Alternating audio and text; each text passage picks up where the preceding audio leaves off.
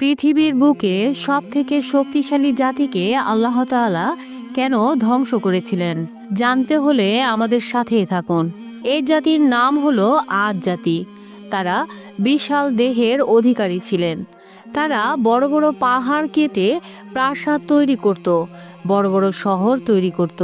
তাদের প্রযুক্তি ও ক্ষমতা অনেক আধুনিক ছিল। এই জন্য তাদের মধ্যে অনেক অহংকার কাজ করত। তারা ভাবতো তাদের মতো শক্তিশালী আর কেউ নেই। তাই আল্লাহ তাআলা এই আদ জাতির কাছে হুদ আলাইহিসসালামকে পাঠালেন।